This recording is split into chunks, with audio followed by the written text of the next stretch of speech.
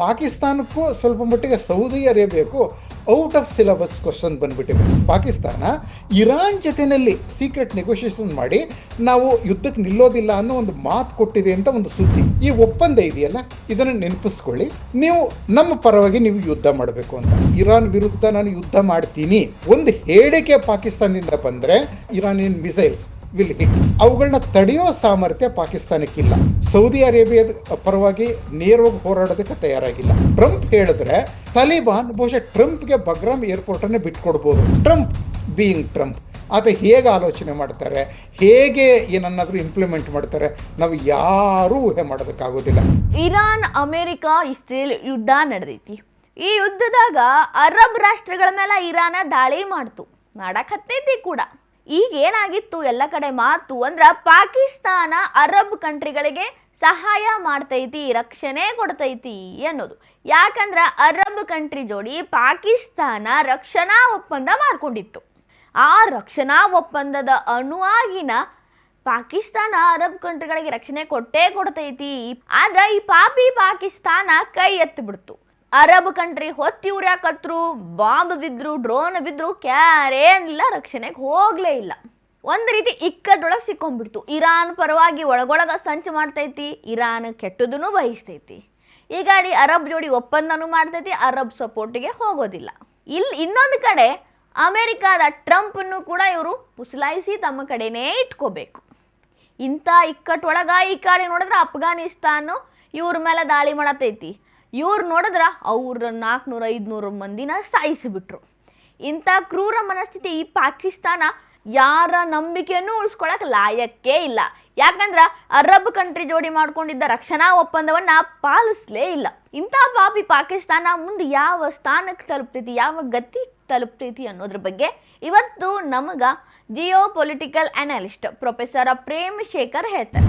ನೋಡಿ, ಸೆಪ್ಟೆಂಬರ್ನಲ್ಲಿ ಆದಂಥ ಅಗ್ರಿಮೆಂಟ್ ಇದೆಯಲ್ಲ, ಆವಾಗ ಅಗ್ರಿಮೆಂಟ್ ಪಾಕಿಸ್ತಾನ ಮತ್ತು ಸೌದಿ ಅರೇಬಿಯಾ ಮಾಡಿಕೊಂಡಾಗ ಅವರಿಬ್ಬರಿಗೂ ಸಹ ಎರಡೂ ದೇಶಗಳಿಗೆ ಇಂಥದೊಂದು ಯುದ್ಧ ಆಗ್ತದೆ, ಅಂದರೆ ಇರಾನ್ ಜೊತೆ ಯುದ್ಧ ಆಗ್ತದೆ ಅಮೆರಿಕ ಇರಾನ್ ಮಧ್ಯೆ ಅಂತ ಗೊತ್ತಿತ್ತು. ಅದು ಈ ಮಟ್ಟಕ್ಕೆ ಹೋಗ್ತದೆ. ಇರಾನ್ ಸೌದಿ ಅರೇಬಿಯಾನು ಸೇರಿ ಎಲ್ಲ ಗಲ್ಫ್ ರಾಷ್ಟ್ರಗಳನ್ನು ಮೇಲೆ ದಾಳಿ ಮಾಡ್ತದೆ ಅಂತ ಅದು ಹೆಚ್ಚು ಅನ್ಎಕ್ಸ್ಪೆಕ್ಟೆಡ್ ಅಂತಲೇ ಹೇಳ್ಬೋದು ಇದನ್ನು. ಆವಾಗ ಪಾಕಿಸ್ತಾನದ ಜೊತೆ ಅದು ಸೌದಿ ಅರೇಬಿಯಾ ಒಪ್ಪಂದ ಮಾಡಿಕೊಂಡದ್ದು ಯೆಮೆನ್ನಲ್ಲಿ ಹೂತಿಗಳ ವಿರುದ್ಧ ಹೋರಾಡೋದಕ್ಕೆ ಪಾಕಿಸ್ತಾನಿ ಸೇನೆಯ ಸಹಾಯವನ್ನು ತಗೊಳ್ಳೋಣ ಅಂತ. ಅಂದರೆ ಸೌದಿ ಅರೇಬಿಯಾದ ಹತ್ರ ಅಮೆರಿಕದ್ದು F-15, F-22, F-16, F-35 ಎಲ್ಲವೂ ಇರ್ಬೋದು. ಪೆಟ್ರೋ ಡಾಲರ್ನ ಸುರಿದು ಬಿಲಿಯನ್ ಗಟ್ಟಲೆ ಪೆಟ್ರೋ ಡಾಲರ್ ಕೊಟ್ಟು ಎಲ್ಲ ತಗೊಂಡಿದ್ದಾರೆ. ಆದರೆ ಅದನ್ನು ಉಪಯೋಗಿಸೋಂಥ, ಅದನ್ನು ಫ್ಲೈ ಮಾಡೋಂಥ ಟ್ರೈನ್ಡ್ ಪೈಲಟ್ಸ್ ಇಲ್ಲ. ಹೀಗಾಗಿ ಸೌದಿ ಅರೇಬಿಯಾದೆಲ್ಲ ಒಂಥರ ಇದು ಶೋಕೇಸ್ನಲ್ಲಿ ಇಟ್ಕೊಳ್ಳೋದಕ್ಕೆ ಅವರೆಲ್ಲ ಇಟ್ಕೊಂಡಿರೋದು. ಆ್ಯಕ್ಚುಲಿ ಯುದ್ಧ ಮಾಡೋದಕ್ಕೆ ಅವ್ರ ಕೈಲಿ ಆಗೋದಿಲ್ಲ. ಹೀಗಾಗಿ ಪಾಕಿಸ್ತಾನಿ ಸೇನೆಯನ್ನು ಮತ್ತು ಸೌದಿ ಅರೇಬಿಯಾದ ಶಸ್ತ್ರಾಸ್ತ್ರಗಳನ್ನು, ಅಮೆರಿಕನ್ ಸಪ್ಲೈಡ್ ಸೌದಿ ಅಮ್ಯುನಿಷನ್ಸ್, ಇಷ್ಟನ್ನು ಉಪಯೋಗಿಸಿ ಹೂತಿಗಳನ್ನು ದಮನಿಸಬೇಕು ಅನ್ನೋ ಉದ್ದೇಶದಿಂದ ಆ ಒಂದು ಇದು ಆದದ್ದು ಒಪ್ಪಂದ. ಅದ್ರೇನಂತ ಅದು ಒಂಥರದ ಇದು ಈಗ ಇರಾನ್ ಈ ರೀತಿ ಮಾಡ್ತಾ ಇದೆಯಲ್ಲ, ಇದು ಪಾಕಿಸ್ತಾನಕ್ಕೂ ಸ್ವಲ್ಪ ಮಟ್ಟಿಗೆ ಸೌದಿ ಅರೇಬಿಯಾಕ್ಕೂ ಔಟ್ ಆಫ್ ಸಿಲೆಬಸ್ ಕ್ವಶನ್ ಬಂದ್ಬಿಟ್ಟಿದೆ. ಆಯಿತಾ, ಇದಕ್ಕೆ ಹೇಗೆ ಉತ್ತರಿಸಬೇಕು ಅಂತ ಅವ್ರಿಗೆ ಗೊತ್ತಾಗ್ತಾ ಇಲ್ಲ. ಈ ಕಾರಣಕ್ಕಾಗಿ ಕಳೆದ ವಾರ ಸೌದಿ ಅರೇಬಿಯಾಗೆ ಮುಲ್ಲಾ ಮುನೀರ್, ಜನರಲ್ ಆಸಿಮ್ ಮುನೀರ್ ಅವ್ರಿಗೆ ಮತ್ತು ಪ್ರೈಮ್ ಮಿನಿಸ್ಟರ್ ಶಹಬಾಜ್ ಶರೀಫ್ ಅವರಿಬ್ಬರಿಗೂ ಬುಲಾವ್ ಬಂದಿತ್ತು ರಿಯಾದಿಂದ. ಇಬ್ಬರು ಹೋದಾಗ ಇನ್ಫ್ಯಾಕ್ಟ್ ಇದು Saudi defence minister awesome Munir ಅವ್ರ ಜೊತೆ ಮಾತಾಡೋರಿಗೆ ನೇರ ಹೇಳಿದ್ದು, ಈ ಒಪ್ಪಂದ ಇದೆಯಲ್ಲ, ಇದನ್ನು ನೆನಪಿಸ್ಕೊಳ್ಳಿ, ನೀವು ನಮ್ಮ ಪರವಾಗಿ ನೀವು ಯುದ್ಧ ಮಾಡಬೇಕು ಅಂತ. ಆಯಿತಾ, ಅದೇ ಆಮೇಲೆ ಶಹಬಾಜ್ ಶರೀಫ್ ಹೋದಾಗಲೂ ಸಹ ಆವಾಗಲೂ ಸಹ ಕ್ರೌನ್ ಪ್ರಿನ್ಸ್ MBS ಅವ್ರನ್ನ ಮೀಟ್ ಮಾಡಲಿಲ್ಲ. ಅಲ್ಲೂ ಸಹ ಅಫಿಷಿಯಲ್ ಸಿಸ್ಟಮ್ ಮೀಟ್ ಮಾಡಿದ್ದು. ಮತ್ತು ಅಲ್ಲಿ CIA ಜನನು ಇದ್ರು ಅಂತ ಹೇಳ್ತಾರೆ ಆ ಮೀಟಿಂಗಲ್ಲಿ. ಪಾಕಿಸ್ತಾನಕ್ಕೆ ನೇರವಾಗಿ ಹೇಳಿದ್ದು, ನೀವು ಇದನ್ನು you have to honour the defence treaty you are signed with us ಅಂತ. ಅಂದರೆ ನೀವು ಒಂದು ಫ್ರಂಟ್ ಓಪನ್ ಮಾಡಿ ಇರಾನ್ ವಿರುದ್ಧ ಆ ಕಡೆ ಅಂತ. ಸೊ ಇದು ಪಾಕಿಸ್ತಾನಕ್ಕೆ ಅನ್ಎಕ್ಸ್ಪೆಕ್ಟೆಡ್ ಇದು. ಹೀಗಾಗಿ ಇರಾನ್ ವಿರುದ್ಧ ನೇರ ಫೈಟ್ ಮಾಡೋದಕ್ಕೆ ಪಾಕಿಸ್ತಾನ ಅದು ಆ ಸ್ಥಿತಿನಲ್ಲಿ ಇಲ್ಲ. ಯಾವ ಕಾರಣಕ್ಕೆ ಅಂತ ಹೇಳಿದ್ರೆ, ಈ ಗಲ್ಫ್ ರಾಷ್ಟ್ರಗಳಲ್ಲಿ ಇರಾನ್ ಏನೆಲ್ಲ ಅವರೊಂದು ಮಿಸೈಲ್ ದಾಳಿಯಿಂದ ಮತ್ತು ಆ ಡ್ರೋನ್ ದಾಳಿಯಿಂದ ಏನೆಲ್ಲ ಮಾಡಿದ್ದಾರೆ ಎಲ್ಲರೂ ನೋಡ್ತಾ ಇದ್ದಾರೆ, ಅದರಿಂದ ಆಗೋ ಅನಾಹುತವನ್ನು. ಅಂಥದೇ ದಾಳಿಗೆ ಪಾಕಿಸ್ತಾನ ಒಳಗಾಗುತ್ತೆ. ಒಂದು ವೇಳೆ ನಾವು ಅರಬ್ ಕಂಟ್ರೀಸ್ಗಳ ಪರವಾಗಿದ್ದೀನಿ, ಅವುಗಳ ಪರವಾಗಿ ನಿಂತು ನಾನು ಇರಾನ್ ವಿರುದ್ಧ ನಾನು ಯುದ್ಧ ಮಾಡ್ತೀನಿ ಅಂತ ಒಂದು ಹೇಳಿಕೆ ಪಾಕಿಸ್ತಾನದಿಂದ ಬಂದರೆ, next within A couple of hours Lahore, Islamabad, Karachi ಮೇಲೆ ಇರಾನಿಯನ್ ಮಿಸೈಲ್ಸ್ ವಿಲ್ ಹಿಟ್. ಹಾಗಾದಾಗ ಅವುಗಳನ್ನ ತಡೆಯೋ ಸಾಮರ್ಥ್ಯ ಪಾಕಿಸ್ತಾನಕ್ಕಿಲ್ಲ. ಅವ್ರು ಯೂಸ್ ಮಾಡುವಂತ ಆ ಚೈನೀಸ್ ಏರ್ ಡಿಫೆನ್ಸ್ ಸಿಸ್ಟಮ್, ಆಯ್ತಾ, ಅದು ಎಂಥದ್ದು MQ-9, ಅದು ನಮ್ಮ ಆಪರೇಷನ್ ಸಿಂಧೂರ್ನಲ್ಲೇ ಅವು ಎಷ್ಟು ನಿರುಪಯುಕ್ತ ಅಂತ ನಾವೇ ತೋರಿಸ್ಬಿಟ್ವಿ, ಆಯ್ತಾ. ನಮ್ಮ ದಾಳಿ ವಿರುದ್ಧ ಅವು ಯಾವುದೂ ಪಾಕಿಸ್ತಾನಕ್ಕೆ ಸಹಾಯ ಮಾಡಲಿಲ್ಲ. ಅಂಥ ಸ್ಥಿತಿನಲ್ಲಿ ಈಗ ಇರಾನ್ ದಾಳಿ ವಿರುದ್ಧ ಆ ಚೈನೀಸ್ ಆಮೇಲೆ ಏರ್ ಡಿಫೆನ್ಸ್ ಸಿಸ್ಟಮ್ ಪಾಕಿಸ್ತಾನಕ್ಕೆ ಸಹಾಯ ಮಾಡೋದಿಲ್ಲ. ಈ ಕಾರಣಕ್ಕಾಗಿ ಪಾಕಿಸ್ತಾನ ಇರಾನ್ ಜೊತೆಯಲ್ಲಿ ಅದು ಸೀಕ್ರೆಟ್ ನೆಗೋಷಿಯೇಷನ್ ಮಾಡಿ ನಾವು ಯುದ್ಧಕ್ಕೆ ನಿಲ್ಲೋದಿಲ್ಲ ಅನ್ನೋ ಒಂದು ಮಾತು ಕೊಟ್ಟಿದೆ ಅಂತ ಒಂದು ಸುದ್ದಿ. ಇನ್ಫ್ಯಾಕ್ಟ್ ಈ ಮಟ್ಟದಲ್ಲಿ ಯಾವ ಸ್ಥಿತಿ ಇದೆ ಅಂತ ಹೇಳಿದ್ರೆ, ಪಾಕಿಸ್ತಾನದಲ್ಲಿ ಈ ವಿಷಯವನ್ನು ಓಪನ್ ಆಗಿ ಮಾತಾಡೋದೇ ಒಂದು ದೇಶದ್ರೋಹ ಅನ್ನೋ ಮಟ್ಟಕ್ಕೆ ಬಂದ್ಬಿಟ್ಟಿದೆ. ಇಲ್ಲಿ ಪಾಕಿಸ್ತಾನದ್ದು information and broadcasting minister Attaullah Tarar ಅವ್ರಿಗೆ ಒಂದು ಪ್ರಶ್ನೆ ಬಂತು ಪ್ರೆಸ್ ಮೀಟ್ನಲ್ಲಿ, ಹೀಗೆ ನಮ್ಮ ಸ್ಟ್ಯಾಂಡ್ ಏನು, ನಾವು ಇರಾನ್ ಕಡೆ ಇದ್ದೀವಾ ಇಲ್ಲ ನಾವು ಅರಬ್ ಕಂಟ್ರೀಸ್ ಕಡೆಗೆ ಇದ್ದೀವಾ ಅಂತ. ಆವಾಗ ಅದು ತರಾರ್ ಆ ಪ್ರಶ್ನೆಗೆ, ಇಂಥ ಪ್ರಶ್ನೆಗಳನ್ನ ಕೇಳಬಾರ್ದು, ಇದು ಕೇಳಿದ್ರೆ ತಪ್ಪಾಗ್ತದೆ ಅಂತ ಹೇಳಿದ್ರು. ಅದಲ್ಲದೆ ಪಾಕಿಸ್ತಾನದ ಒಬ್ಬ ಗೌರವಾನ್ವಿತ ಪತ್ರಕರ್ತ ನಜಮ್ ಸೇತ್, ಪಾಕಿಸ್ತಾನ್ ಟೈಮ್ಸ್ ಅಂತ ಕಾಣ್ತದೆ, ಅದೊಂದು ಪಾಕಿಸ್ತಾನದ ಒಂದು very famous English news paper Pakistan times, ಆಯ್ತಾ. ಅದರದ್ದು ಎಡಿಟರ್ ಅಂಡ್ ಓನರ್, ಆಯ್ತಾ. ಅವ್ರು ಹೇಳೋದೇನು ಅಂತ ಹೇಳಿದ್ರೆ, ಈ ವಿಷಯದ ಬಗ್ಗೆ ಮಾತಾಡಬಾರದು ಅಂತ ನನಗೆ ಮೇಲಿನಿಂದ ಆದೇಶ ಬಂದಿದೆ ಅಂತ. ಮೇಲಿನಿಂದ ಅಂದ್ರೆ ನಾವು ತಗೊಳ್ಳೋದು ಪ್ರೈಮ್ ಮಿನಿಸ್ಟರ್ ಅಲ್ಲ ಪಾಕಿಸ್ತಾನದ ಕಾಂಟೆಕ್ಸ್ನಲ್ಲಿ, ಅಂದ್ರೆ ಪಾಕಿಸ್ತಾನಿ ಆರ್ಮಿಯಿಂದ ಆರ್ಡರ್ ಬಂದಿದೆ ಅಂತ. ಅಂದ್ರೆ ಪಾಕಿಸ್ತಾನ ಅಂದ್ರೆ ಸೌದಿ ಅರೇಬಿಯಾದ ಪರವಾಗಿ ನೇರವಾಗಿ ಹೋರಾಡೋದಕ್ಕೆ ತಯಾರಾಗಿಲ್ಲ, ಮತ್ತೆ ಓಕೆ, ಇರಾನನ್ನ ಆಂಟಗನೈಸ್ ಮಾಡ್ಕೊಳ್ಳೋದಕ್ಕೆ ತಯಾರಾಗಿಲ್ಲ, ಯಾಕಂದ್ರೆ ತನ್ನ ಸುರಕ್ಷೆ ಅಪಾಯಕ್ಕಾಗ್ತದೆ ಅಂತ. ಆದರೆ ಇಲ್ಲಿ ಒಂದು ವಿಷಯವನ್ನ ನಾವು ಪಾಕಿಸ್ತಾನ ಮುಲ್ಲಾ ಮುನೀರ್ ಒಂದು ತಂತ್ರವನ್ನು ಉಪಯೋಗಿಸಿದ್ದನ್ನು ನಾವು ನೋಡಬಹುದು. ಅವ್ರು ಹೇಳಿದ್ರು, ಸೌದಿ ಡಿಫೆನ್ಸ್ ಮಿನಿಸ್ಟರ್, ನೀವು ನಮ್ಮ ಪರವಾಗಿ ನೀವು ಒಂದು ಫ್ರಂಟ್ ಓಪನ್ ಮಾಡಬೇಕು ಅಲ್ಲಿ ಬಲೂಚಿಸ್ತಾನದಲ್ಲಿ ಅಂತಂದಾಗ ಅವ್ರು ಹೇಳಿದ್ದು, ನೀವೀಗ ನಮಗೆ ಕೊಟ್ಟಿರುವಂಥ ಅಷ್ಟು $5 ಬಿಲಿಯನ್ ಇದನ್ನು ನೀವು ಮತ್ತೆ ಕೇಳಬಾರದು, ಇದ್ರ ಜೊತೆಯಲ್ಲಿ ನಮಗೆ ಮತ್ತೆ 20 ಬೇಕು, ಅನ್ನೋದ್ರೆ $20 ಬಿಲಿಯನ್. ಇಷ್ಟಾಯಿತು ಅಂತ ಹೇಳಿದ್ರೆ ನಾವು ಯುದ್ಧ ಮಾಡ್ತೀವಿ ಅಂತ. ಇಷ್ಟನ್ನ ಸೌದಿ ಅರೇಬಿಯಾ ಕೊಡೋದಕ್ಕೆ ತಯಾರಾಗಿಲ್ಲ. They do not want to part with that much huge sum. ಅಂದ್ರೆ ಆಗ ಪಾಕಿಸ್ತಾನಕ್ಕೆ ಅದೊಂಥರ ಇದು ಸಿಕ್ಕದಂಗೆ, ಎಂಥದ್ದು ವಾಟ್ ಇಸ್ ದಟ್ ಗ್ಯಾರಂಟಿ, ನೀವು ದುಡ್ಡು ಕೊಡಲಿಲ್ಲ ನಾವು ಯುದ್ಧ ಮಾಡೋದಿಲ್ಲ ಅಂತ ಪಾಕಿಸ್ತಾನ ಹೇಳ್ಬೋದು ಈಗ, ಆಯ್ತಾ. ಈ ಒಂದು ಅಂದ್ರೆ ಜನರಲ್ ಆಸಿಮ್ ಫೀಲ್ಡ್ ಮಾರ್ಷಲ್ ಅಂತೆ ಅವರು, ಆಯ್ತಾ. ಫೀಲ್ಡ್ ಮಾರ್ಷಲ್ ಆಸಿಮ್ ಮುನೀರ್ ಈ ಒಂದು ತಂತ್ರವನ್ನು ಉಪಯೋಗಿಸ್ಕೊಂಡಿದ್ದಾರೆ ಅಂತ ಹೇಳಿದ್ರೆ, ಒಂಥರ ಬೀಸೋ ದೊಣ್ಣೆಯಿಂದ ತಪ್ಪಿಸಿಕೊಂಡ್ರೆ 1000 ವರ್ಷ ಆಯಸ್ಸು. ಅಂದ್ರೆ ಸೌದಿ ಅರೇಬಿಯಾ ಇನ್ಸಿಸ್ಟ್ ಮಾಡ್ತಾ ಇದೆ ಯುದ್ಧ ಮಾಡುವಂತ. ಯುದ್ಧ ಮಾಡದೇ ಇರೋದಕ್ಕೆ ನಾವು ನಮ್ಮದೇ ಆದಂಥ ಒಂದು ಕಾರಣ ಕೊಟ್ಟು, ತಪ್ಪು ಸೌದಿ ಅರೇಬಿಯದ್ದೇ, ನಾವು ಕೇಳಿದಷ್ಟು ಹಣ ನೀವು ಕೊಡಲಿಲ್ಲ ಅದಕ್ಕೆ ನಾವು ಫೈಟ್ ಮಾಡಲ್ಲ ಅಂತ ನಾವು ಸೌದಿ ಅರೇಬಿಯಾದ ಮೇಲೇ ನಾವು ಗೂಬೆ ಕೂರಿಸ್ಬೋದು ಅನ್ನೋ ತಂತ್ರವನ್ನು ಮುನೀರ್ ಉಪಯೋಗಿಸಿದ್ದಾರೆ. ಆದರೆ ಇದು ಎಷ್ಟು ಮಟ್ಟಿಗೆ ಯಶಸ್ವಿ ಆಗ್ತದೆ ಅಂದರೆ, ಅರಬ್ ಕಂಟ್ರೀಸ್ಗೆ ಪಾಕಿಸ್ತಾನ ರಿಲಯಬಲ್ ಅಲ್ಲ ಅಂತ ಗೊತ್ತಾಗೋಗ್ಬಿಟ್ಟಿದೆ, ಆಯ್ತಾ. ಹೀಗಾಗಿ ಇನ್ನು ಮುಂದೆ ಸೌದಿ ಅರೇಬಿಯಾ ಮತ್ತು Arab countries on the one side and Pakistan on the other side ಯಾವ ಮಟ್ಟಿಗೆ ರಿಲೇಷನ್ಸ್ ಹೋಗ್ತದೆ ಅಂತ ಹೇಳೋಕ್ಕಾಗಲ್ಲ. ಹಾಗಂತ ಇನ್ನು ಇರಾನ್ ಜೊತೆ ಇವರು ಸರಿ ಮಾಡ್ಕೊಳ್ಳೋದಕ್ಕಾಗ್ತದ?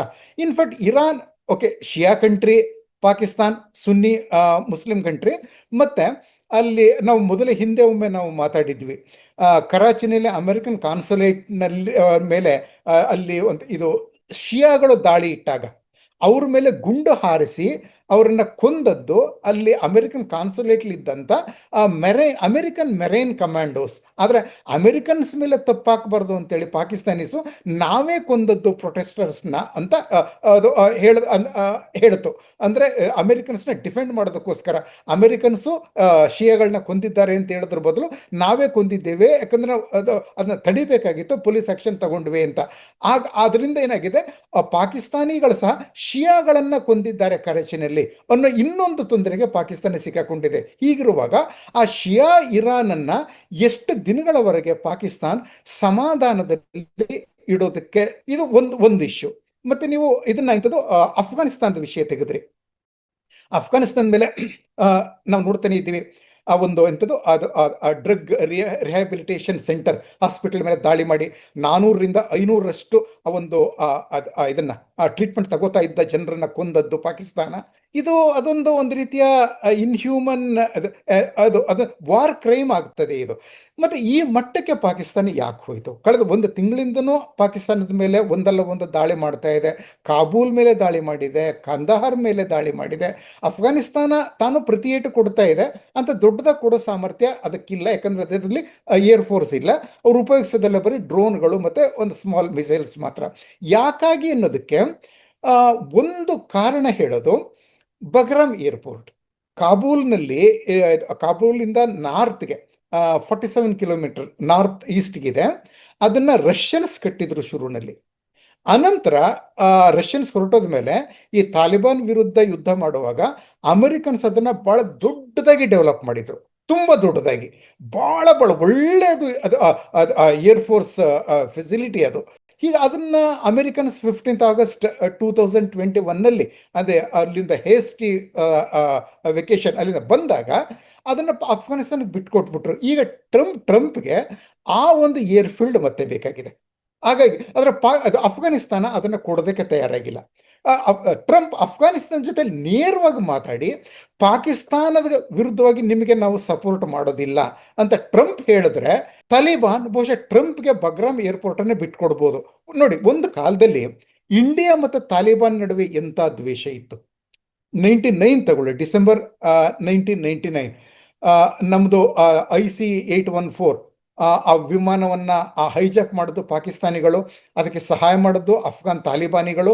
ಮತ್ತೆ ಆ ತಾಲಿಬಾನ್ ಸರ್ಕಾರ ಅವರ ಟೆರರಿಸ್ಟ್ಗಳ ಪರವಾಗಿ ನಿಂತು ಕಂದಹಾರ್ನಲ್ಲಿ ನಮ್ಮಿಂದ 3 ಟೆರರಿಸ್ಟ್ಗಳನ್ನ ಬಿಡುಗಡೆ ಮಾಡಿಸ್ಕೊಳ್ತು. ಅದೇ ಒಬ್ಬ ಅದರಲ್ಲಿ ಮಸೂದ್ ಅಜರ್ ಗೊತ್ತಿದೆ ಅದೆಲ್ಲ.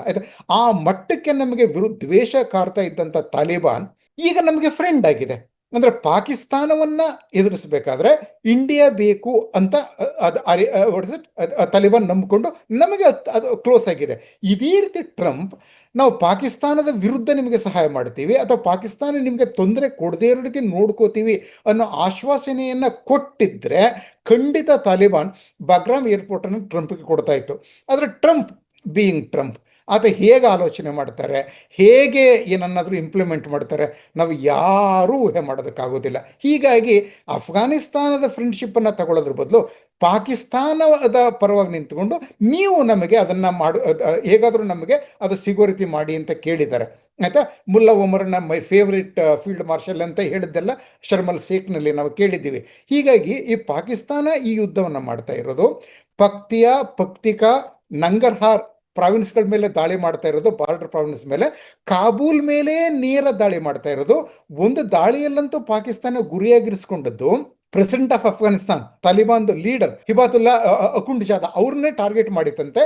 ಸದ್ಯ ಆ ದಾಳಿಯಲ್ಲಿ ಅವರು ಅಲ್ಲಿಗೆ ಸಿಕ್ಕಲಿಲ್ಲ, ಅವರು ಬದುಕಿದ್ದಾರೆ. ಹೀಗಾಗಿ ಆ ಮಟ್ಟಕ್ಕೆ ಪಾಕಿಸ್ತಾನ ಹೋಗೋದು, ಅಫ್ಘಾನಿಸ್ತಾನ ತಮ್ಮ ಬಾರ್ಡರಿಂದ ಕಾಬೂಲ್ ತನಕ ಒಂದು ಕಾರಿಡಾರ್ ಅನ್ನ ಸೃಷ್ಟಿ ಮಾಡ್ಕೊಳ್ಳೋದು, ಕಾಬೂಲ್ ತನಕ ಹೋಗಿ ಅಲ್ಲಿಂದ ಆಚೆಗೆ ಬಗ್ರಾಮ್ ಏರ್ಪೋರ್ಟ್ ತನಕ ಹೋಗೋದು ಅನ್ನೋದು ಇದು ಪಾಕಿಸ್ತಾನದ ತಂತ್ರ. ಹೀಗಾಗಿ ಅಫ್ಘಾನಿಸ್ತಾನ ಹಂತವಾಗಿ ವೀಕನ್ ಮಾಡ್ತಾ ಇದೆ. ಹೀಗೆ ಮಾಡಿ ಬಗ್ರಾಮ್ ಏರ್ಪೋರ್ಟ್ ತನಕ ತನ್ನ ಬಾರ್ಡರಿಂದ ಒಂದು ಕಾರಿಡಾರ್ ಅನ್ನ ಮಾಡಿಕೊಂಡು ಅಮೆರಿಕನ್ಸ್ನ ಅಲ್ಲಿ ಹೋಗೋದಕ್ಕೆ ಬಿಡೋದಕ್ಕೆ ಪ್ಲಾನ್ ಅಂತ ಒಂದು ವಿಶ್ಲೇಷಕರು ಹೇಳ್ತಾ ಇದ್ದಾರೆ. ಈ ಬಗ್ಗೆ ಪಾಕಿಸ್ತಾನದಿಂದಲೂ ಏನು ಒಂದು ವಿವರಣೆ ನಮಗೆ ಬಂದಿಲ್ಲ.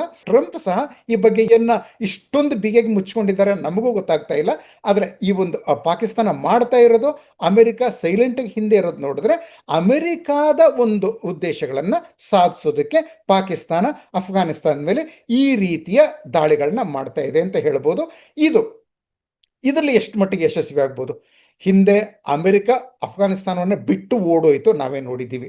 ಮತ್ತೆ ಅಫ್ಘಾನಿಸ್ತಾನಕ್ಕೆ ಹೋದರೆ ಅಲ್ಲಿ ಟ್ರಂಪ್ಸ್ ಅಮೆರಿಕ ಅಥವಾ ಟ್ರಂಪ್ ಆದಮೇಲೆ ನಂತರ ಬರುವಂಥ ಇನ್ಯಾವುದೇ ಸರ್ಕಾರ ಅಲ್ಲಿ ಅಮೆರಿಕದ ಸೇನೆಯನ್ನು ಇಟ್ಕೊಳ್ಳೋದಕ್ಕೆ ಸಾಧ್ಯವಾ?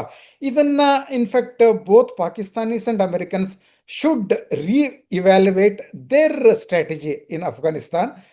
ಸೊ ಇದನ್ನು ನಾವು ಸಹ American policy and Pakistan's that collaborative activities will fail utterly finally. Let's wait and see.